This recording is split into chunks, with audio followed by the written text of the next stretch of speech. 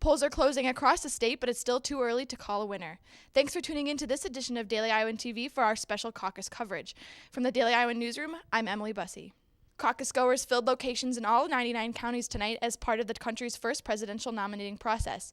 Going into the evening, Mitt Romney, Rick Santorum, and Ron Paul appear to be the three frontrunners, but it remains to be seen who will pull ahead from the pack. You can tune in later for more Daily Iowan TV coverage of the Iowa caucus, but for now, let's take a look at how experts and voters prepared for the caucus and how they followed the action tonight. One of the caucus locations in Iowa City was here on campus at the IMU. Voters turned up to support their candidate, including students still on break from school. Two UI students who came out in support of Ron Paul at the IMU said it's important to be involved despite the break from classes. Somebody who is a Christian, I have a lot of respect for the way that he handles his faith in politics, and he is a strong Christian but does not use it as a political tool. I think we need to be in first. I'm going to vote. I'm going to continue to support him no matter what. I would vote for him as an independent, as a third party. But a first place really needs to get the attention of the rest of the nation and kind of set a standard for how voting continues. Voters flocked to the caucus tonight, but some of those voices were not necessarily Republican. Daily Iowan TV's Ryan Jones explored how some people decided to be Republican for a day in order to participate. Iowa's caucus is open to everyone that wants to vote in the caucus, just as long as they are registered as Republicans. One group in Iowa wants more independents and Democrats to switch their voter registration so they can participate in the Republican caucus. Republican for a Day is looking to get one man elected, Ron Paul, based on his views on war. My main goal is to see the pro-peace candidates do well and ideally to win the presidency. That way we can end these foreign wars. Dustin Kretzinger started the organization 6 months ago to educate and mobilize voters to become Republicans for a day, and he has some Democrats convinced. Andy Magner has decided to caucus for the Republicans. I don't think it really matters what my political affiliation is. I, as a citizen, have the right to vote for, pretty much whoever I want. And I think that it makes sense to add a little bit of moderation to the proceedings. But some critics say that they are skewing the Republican choice by having people outside the party voting. Kretzinger does not see it that way, though. If I, as a libertarian, want to support Dr. Paul because I believe in his foreign policy and some other things, and truly believe in Dr. Paul and vote for him, I think that is a correct motivation. I think that does not corrupt the system. Ron Paul is likely to gain from this movement, being the only candidate left who is pro-peace and says himself he is against the norm. But in many ways, I think it's wonderful that an individual like myself can come and talk to many groups and deliver a message that challenges the status quo. Because my message isn't going to be delivered by the evening news. My message will not be delivered by the status quo and the ordinary politician. For Daily Iowan TV, I'm Ryan Jones. And now we'll go to Daily Iowan TV's Ryan Jones again. He is in the newsroom with Daily Iowan Metro editor Haley Bruce, and they have a chance to discuss how the Daily Iowan has been covering the Iowa caucuses. Thanks, Emily. Now we're here with Haley Bruce, the Metro editor. Now, Haley, what has the Daily Iowan done to prepare for the caucus, and what else are they going to do tonight? Well, we really geared up our caucus coverage over the summer. Once candidates started coming through Iowa City, we were having reporters kind of go out to each one of those events and try and get their feet wet, talking to the candidates and seeing what their issues were. And that has also, kind of sped up as the season gets closer. And we released a special edition gearing up for the caucuses right before winter break that kind of broke down each of the issues as well as explained each one of the candidates through a profile.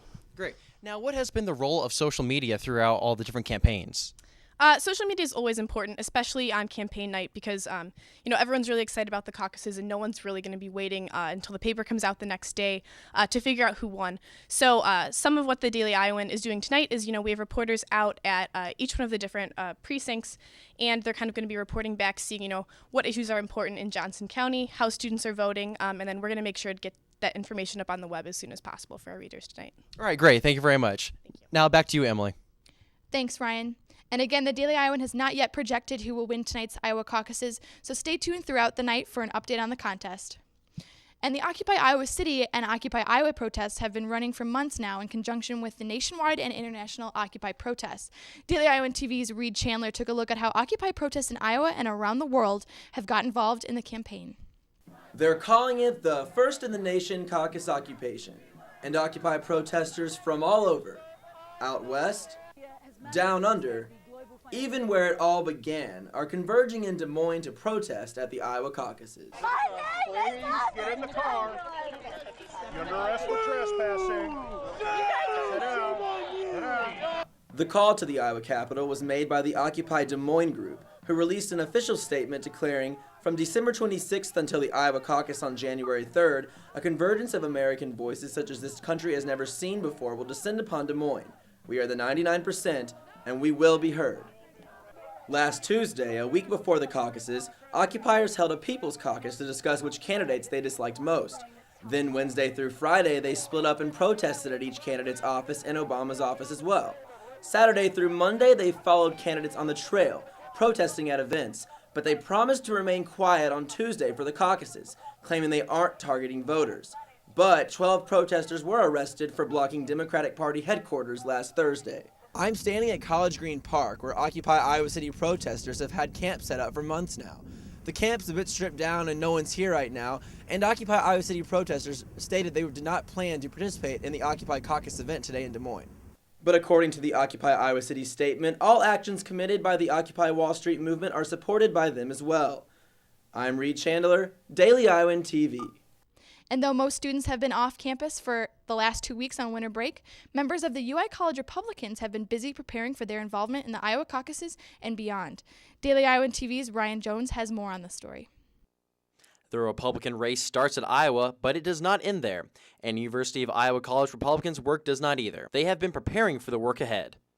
We had a caucus training event where we're training people to work in precincts so that they can be chairmen and possible delegates for the actual the eventuality of the national convention.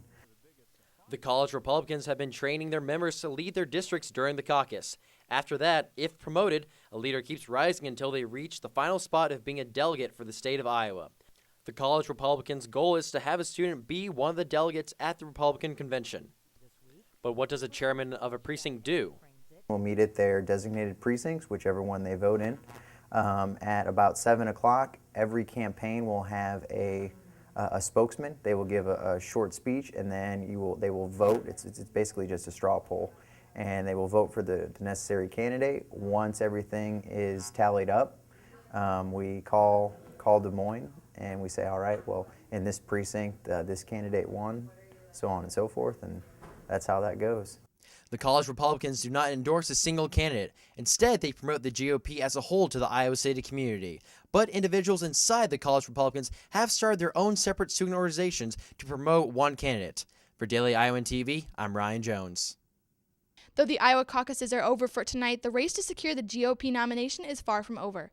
Daily Iowan TV's Reed Chandler sat down with political expert and associate political science professor Tim Hagel to talk about the importance of Iowa in the campaign, as well as what to expect next. For someone paying attention to the Iowa caucuses, UI professor Tim Hagel's first piece of advice is to not attach too much weight to the polls. There's a big difference between telling a pollster on the phone that you support a candidate and actually going out and caucusing for that candidate on January 3rd, and that's where the organization is critical. And because the first in the nation caucuses are truly anyone's game, Hagel says that leaves a lot of possibilities open for the winner of the next state in line. Next contest is going to be the New Hampshire primary. And New Hampshire is known for being a bit cantankerous in terms of not necessarily seconding whatever person that Iowa has picked. And they have different concerns. That in Iowa, the Republicans are known for being a little bit more concerned about social issues than the New Hampshire folks are.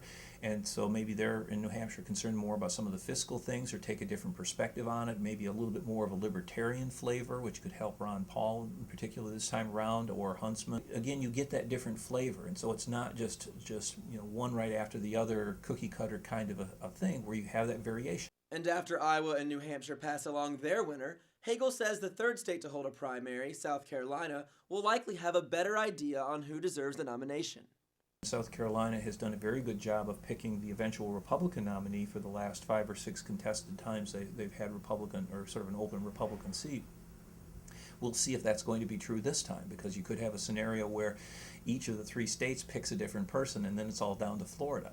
And while some don't understand why Iowa is considered so important, Hagel says holding the first caucuses in a rural state is a way of testing a candidate's capability from the ground up.